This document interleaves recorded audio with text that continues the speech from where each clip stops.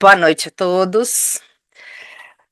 Agradeço muito a oportunidade de estar aqui para dividir um pouco das minhas dúvidas do estudo, né, que a gente faz todo dia. E quando a gente acertou, né, o Marcelo me convidou e a gente acertou a palestra, eu comecei a pensar o que que eu vou fazer. E aí eu gosto muito de ouvir música, principalmente quando eu estou aqui no meu escritório trabalhando, eu sempre trabalhei muito com música. E mesmo e ouvir palestras, faço tudo aqui nesse cantinho. E aí eu comecei a ouvir músicas, e eu tenho algumas músicas que eu gosto muito, que têm um significado muito grande para mim, de alguns momentos, né? Mas algumas músicas dessa vez chamaram muito a minha atenção enquanto eu ouvia. E o nome é uma Pra Ser Feliz, do cantor Daniel. Outra, que é maravilhosa, é do Michel Teló, O Tempo Não Espera Ninguém. Uma outra, do Daniel, Ninguém Explica Deus. E uma outra que eu conheci agora no final do ano, nas minhas buscas por músicas agradáveis para ouvir, que chama Bondade de Deus, que é do Fernando Sorocaba. E aí, ouvindo essas músicas, eu lembrei de uma que eu ouvi na pandemia, que chama Acredite, Vai Passar, que são vários cantores, cantam a música junto. E com isso surgiu esse tema, né, da palestra, fé, tempo e evolução. Depois eu posso passar para vocês lá nos grupos o link dessas músicas para vocês ouvirem. São muito bonitas, são muito significativas, né? É, então, é, nós todos recebemos o mesmo presente diário, 24 horas. Será que a gente realmente entende o valor disso?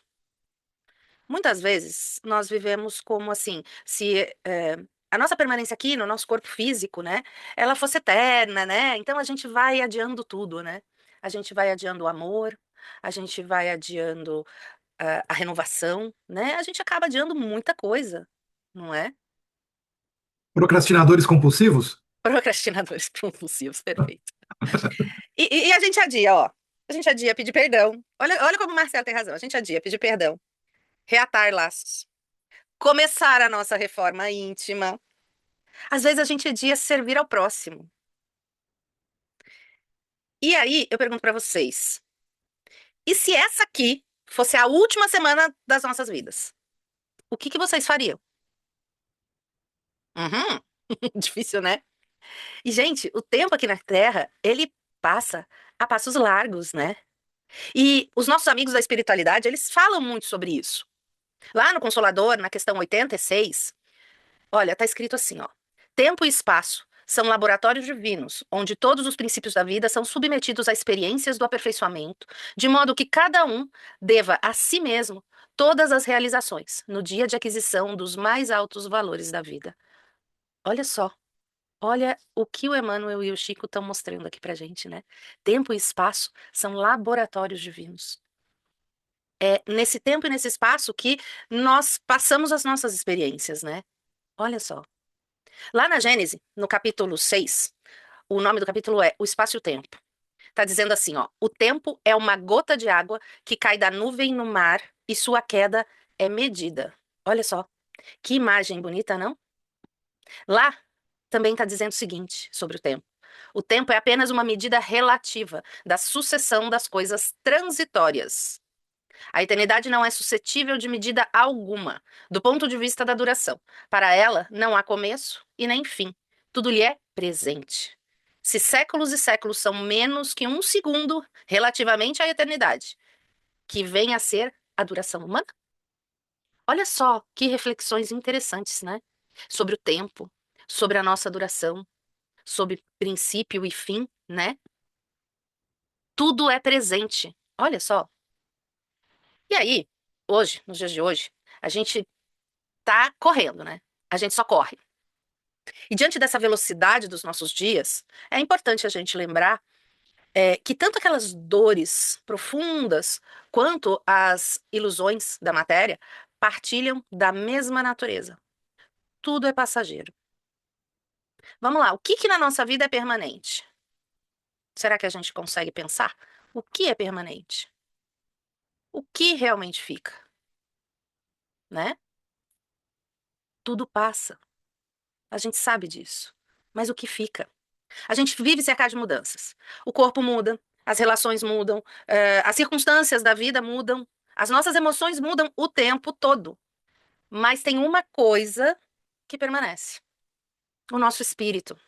O nosso espírito permanece. Lá, no Livro dos Espíritos, na questão 515, diz o seguinte: uns espíritos foram criados bons e outros maus? E olha a resposta. Deus criou todos os espíritos simples e ignorantes, ou seja, sem conhecimento. Deu a cada um deles a missão com o fim de os esclarecer e progressivamente conduzir à perfeição, pelo conhecimento da verdade e para os aproximar dele. O espírito jamais retrograda. Progride sempre. Olha só, estamos sempre progredindo. Tudo passa. O espírito permanece e continua progredindo. Olha isso, gente. Mas aí eu pergunto: por que sofremos tanto se fomos criados com toda essa plenitude? O que que a gente busca para ser feliz? Poxa, a gente busca dinheiro? Será que a gente busca reconhecimento? Será que a gente busca status? Será que a gente busca prazer? Será que a gente busca beleza? A gente busca essas coisas. Se a gente busca essas ou alguma dessas, será que a gente está buscando a fórmula para ser feliz no lugar certo? Ou será que a gente está buscando no lugar errado? Essas coisas, a gente tem certeza, olhando para tudo aquilo que a nossa doutrina diz, olhando para alguns desses conceitos que a gente acabou de ver, que esses são prazeres transitórios. Isso tudo é um prazer material, certo? E a gente diz o seguinte: é certeza que na Terra a felicidade absoluta não existe. Afinal, isso aqui é um mundo de provas e expiações. A gente não, eu não tô aqui falando, olha, isso eu sou pessimista. Não, não é pessimismo, é realismo espiritual. Nós estamos num mundo de provas e expiações. A felicidade absoluta não existe. E nós vemos na nossa doutrina que o espírito não se satisfaz só com a sobrevivência do nosso corpo, só com conforto, com tudo isso aí, né? A gente precisa de algo mais. E aí, a gente pode falar que nós temos uma fome de significado. Lá no Livro dos Espíritos, Allan Kardec diz o seguinte na questão 922: a felicidade terrena é relativa à posição de cada um. O que é suficiente para a felicidade de um faz a desgraça do outro. Há, entretanto, uma medida comum de felicidade para todos os homens? Olha a resposta.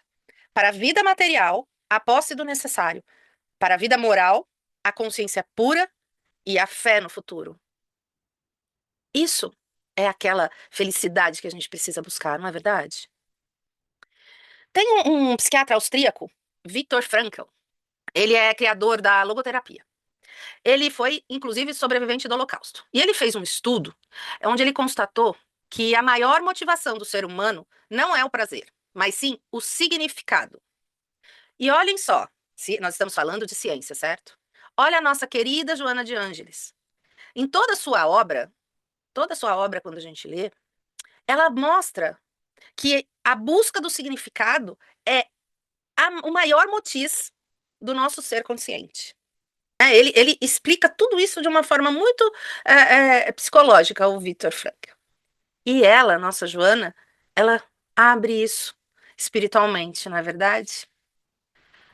Lá no Mundo Maior, no capítulo 11, está escrito o seguinte: a construção da felicidade real não depende do instinto satisfeito.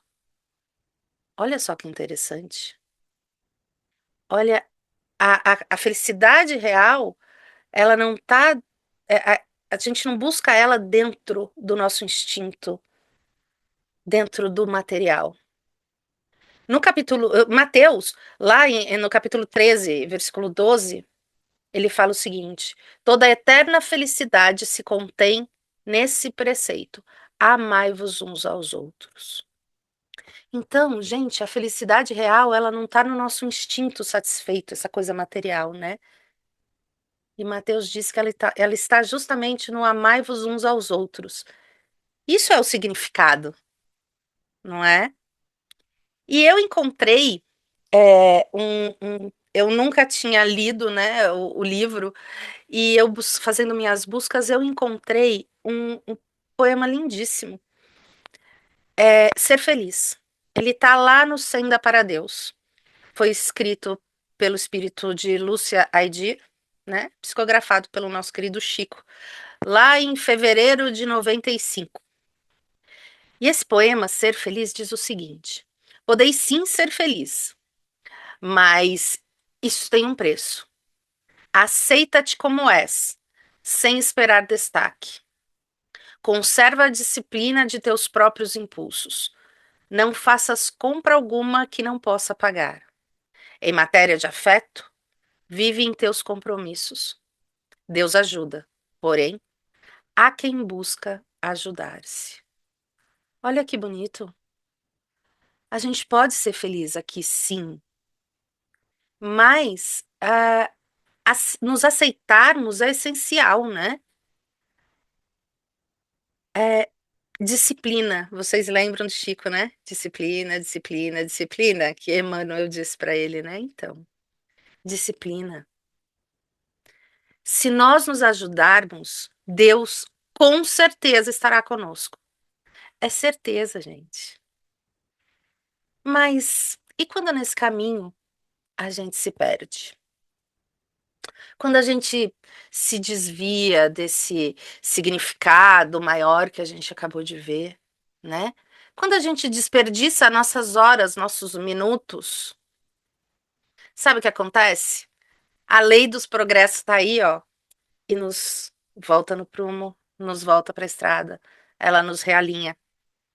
E o instrumento que normalmente é utilizado é esse aqui, ó, a dor.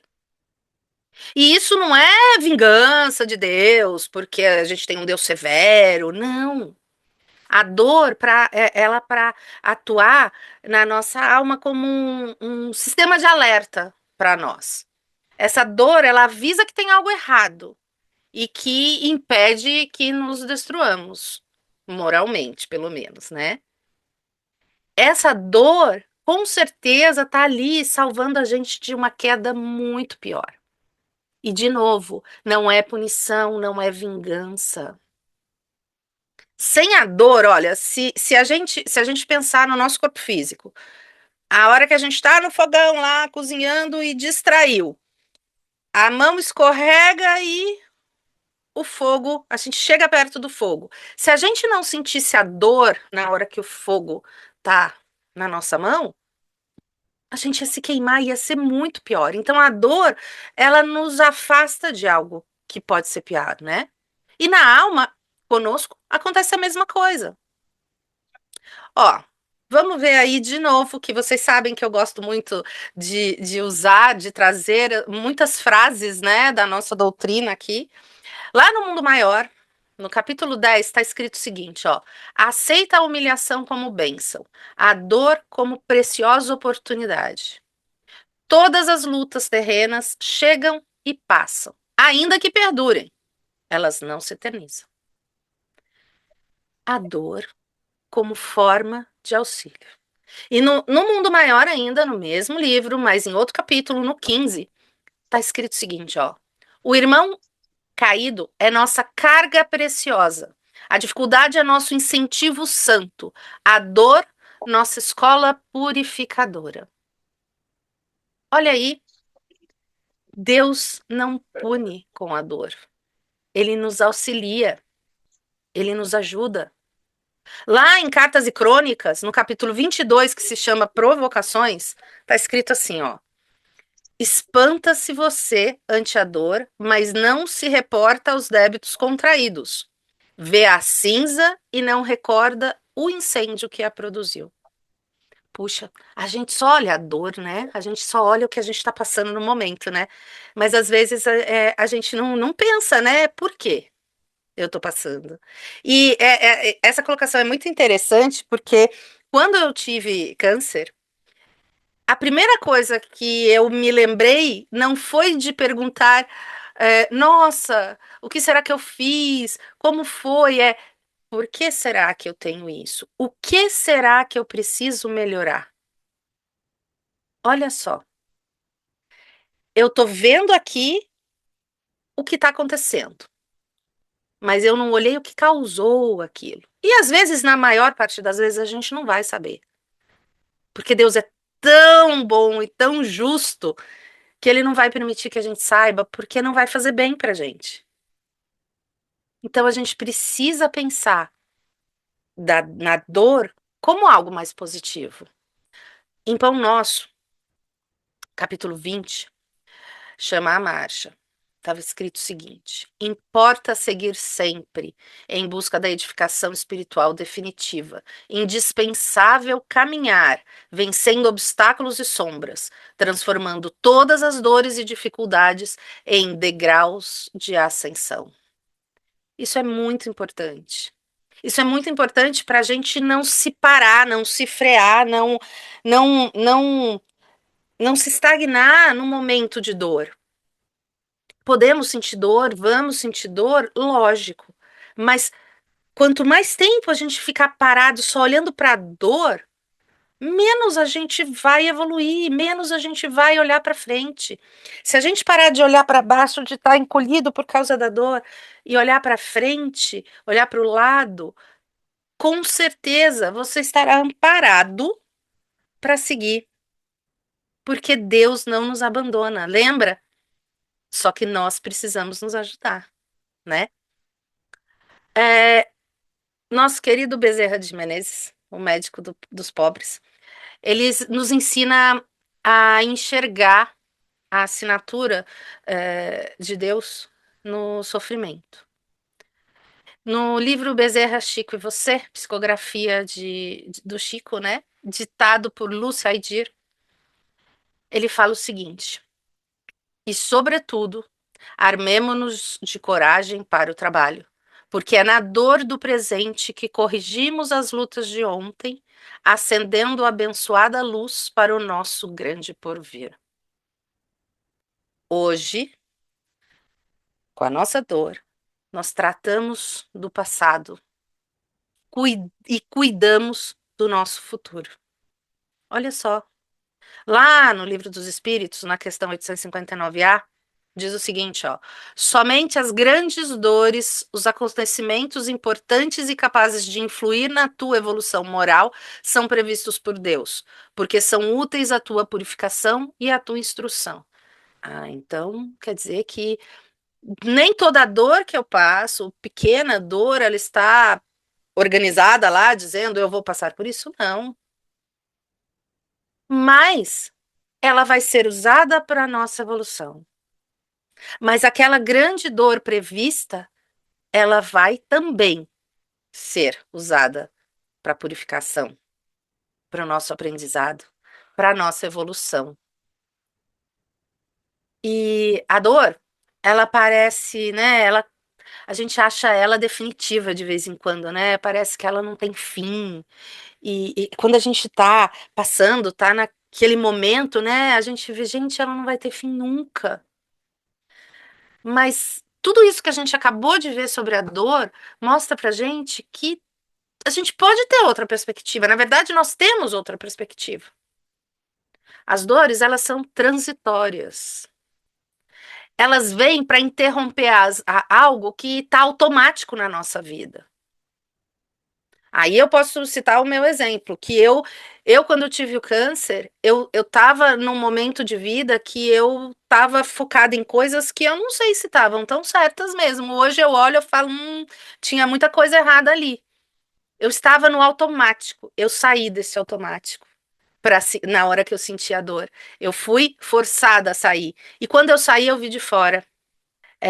A dor que eu estava sentindo, ela parou.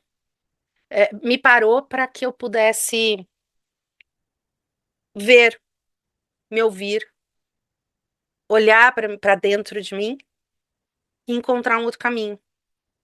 A dor, ela revela tanto o excesso quanto o desequilíbrio.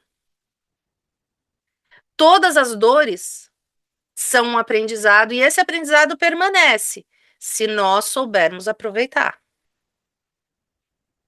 E eu posso dizer que nenhuma lágrima é inútil. Se nós soubermos aproveitar, todas elas valem a pena. Aquilo que hoje parece insuportável, amanhã vai ser só uma memória.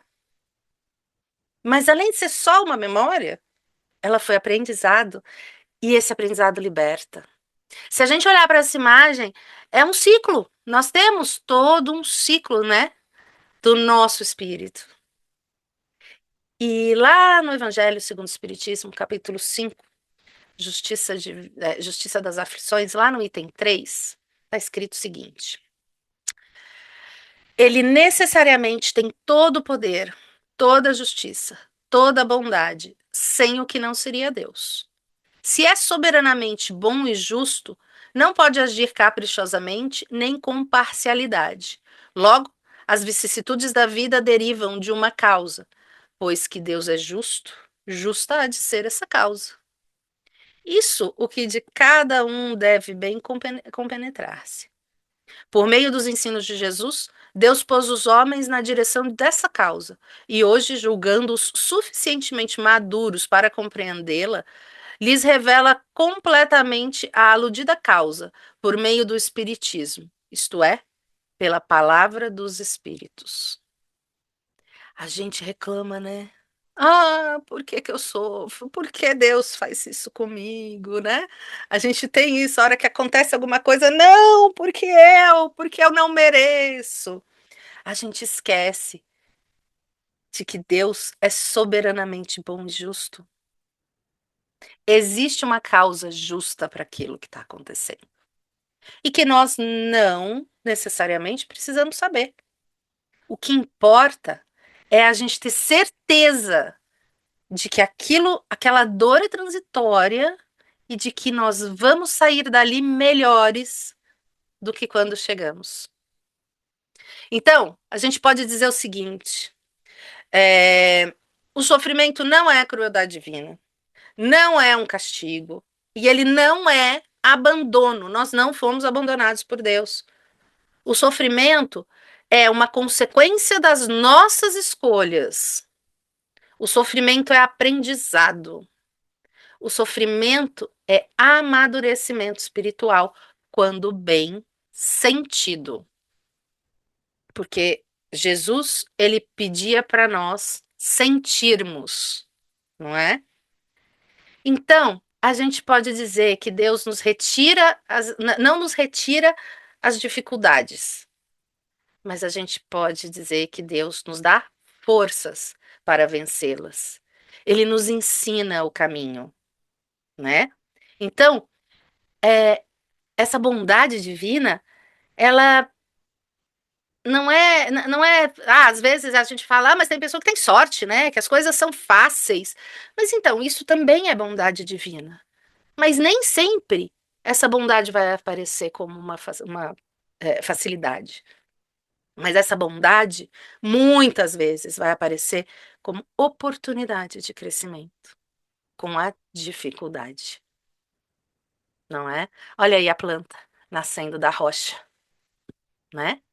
Ela nasce para ela sair, começar a crescer a semente dentro de uma rocha, ela faz muita força, mas a hora que ela nasce, ela vem forte, não é? Tem uma frase muito famosa, ficou famosa pelo Chico Xavier, que ele contava que o Emmanuel pediu para ele fixar em cima da cama dele. Muita gente agora já sabe qual é essa frase, né? E a origem dessa frase eu não conhecia, aprendi. É uma lenda oriental. O rei Salomão, ficou conhecido, né, pela sabedoria. E um dia ele resolveu testar um dos conselheiros dele, o principal conselheiro dele, que era o Benaia. E aí o rei pediu para que ele encontrasse um anel mágico especial. Esse anel ele deveria ter um poder único: fazer um homem feliz sentir-se triste e um homem triste sentir-se feliz. E aí o Salomão falou: ó, você tem 6 meses para resolver isso aí, eu quero saber o que você vai fazer. E o rei Salomão sabia que o Benaia não ia conseguir, né? Não existe um anel desse. E o Benaia procurou por 6 meses em todo o reino e nada, não achou nada. Aí, na véspera, né, de acabar o prazo dele, ele estava lá andando desolado pela periferia de Jerusalém, né? E entrou numa lojinha lá, bem modesta, né? Que tinha um artesão mais de idade, né? E ele fazia joias, esse artesão. Ele olhou para o artesão e falou assim: o senhor tem alguma coisa parecida com isso que eu possa levar pro rei? Aí o artesão pensou, pensou, ficou matutando, e aí ele pegou um anel simples e gravou três palavras nesse anel. São essas aí que estão aí, ó. Quando Benaia entregou o anel no palácio para o rei Salomão, o Salomão riu, falando: Ah, ele vai. Imagina que ele conseguiu, né? Começou a rir, falando: Meu, você perdeu, né? Mas, quando o rei Salomão leu essa inscrição, ele fechou, acabou o sorriso, porque ele percebeu que o Benaia conseguiu. Sabem o que estava escrito nesse anel?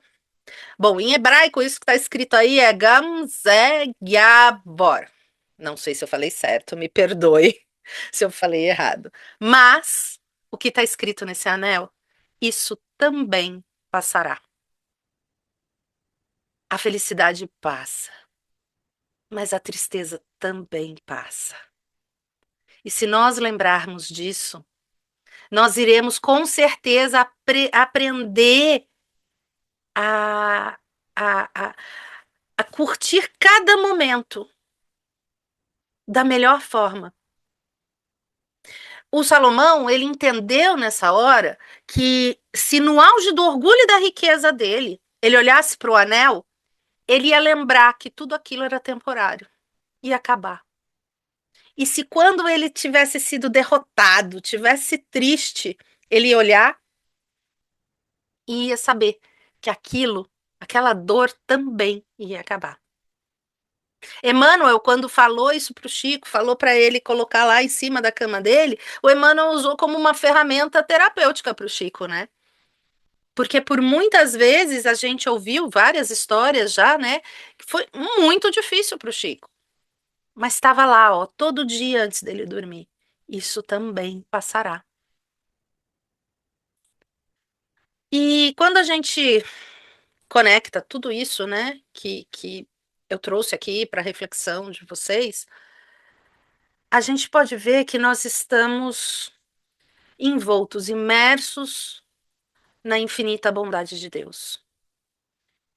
Se a gente hoje em dia vê o mundo do jeito que tá, o mundo nos assusta, a gente pode lembrar que tudo passa. Se a gente tem alguma ferida que machuca, a gente pode lembrar que a função da dor é nos preservar, preservar nossa integridade espiritual. E o tempo passa e a gente não tem mais tempo para adiar o bem. O tempo, ele realmente não espera ninguém. E se a gente pensar bem, o segredo para ser feliz com o real significado, ele está nas nossas mãos através do serviço ao próximo. E para finalizar, eu trouxe uma mensagem que eu vou ler para vocês no livro Pai Nosso, no capítulo 14, chama Fé e Perseverança. É uma história de três rapazes que suspiravam por encontrar o Senhor a fim de fazer-lhe rogativas. E depois de muitas orações, uma vez lá no campo em que eles trabalhavam, apareceu o carro do Senhor que estava guiado por anjos. Radiante de luz, nosso divino amigo desceu da carruagem e pôs-se a ouvi-los. Os três ajoelharam-se em lágrimas de júbilo. O primeiro implorou a Jesus o favor da riqueza. O mestre bondoso determinou que um dos anjos lhe entregasse enorme tesouro em moedas.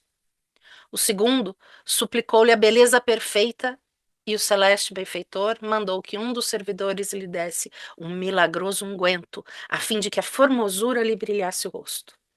O terceiro exclamou com fé: Senhor, eu não sei o que escolher. Dá-me o que for justo segundo a tua vontade. O mestre sorriu e recomendou a um dos seus anjos que lhe entregasse uma bela bolsa. Em seguida, abençoou-os e partiu. O moço que recebera a bolsa abriu-a, ansioso, mas ó, desencanto! Ela continha simplesmente uma enorme pedra. Os companheiros riram-se dele, supondo o ludibriado, né? Mas o jovem afirmou a sua fé no Senhor, levou consigo a pedra e começou a devastá-la, procurando, procurando. Depois de algum tempo, chegou ao coração do bloco endurecido e encontrou aí um soberbo diamante. Com ele adquiriu grande fortuna e com a fortuna construiu uma casa onde os doentes pudessem encontrar refúgio e alívio em nome do Senhor. Vivia feliz, cuidando de seu trabalho, quando um dia dois enfermos bateram à sua porta. Não teve dificuldade em reconhecê-los. Eram os dois antigos colegas de oração, que se haviam enganado com o ouro e a beleza, adquirindo apenas doença e cansaço, miséria e desilusão. Abraçaram-se, chorando de alegria, e nesse instante o Divino Mestre apareceu entre eles e falou: Bem-aventurados todos aqueles que sabem aproveitar as pedras da vida, porque a fé e a perseverança no bem são os dois grandes alicerces do reino de Deus. E com essa história eu encerro, lembrando que falar sobre as pedras no caminho é uma forma da gente lembrar que eu já lembrei de vocês, inclusive em palestras anteriores, que as pedras no caminho, nos caminhos, elas estão lá para a gente fazer isso, ó. E cutucando, quebrando, para a gente chegar no diamante, que é o nosso espírito. É isso. Muito obrigada.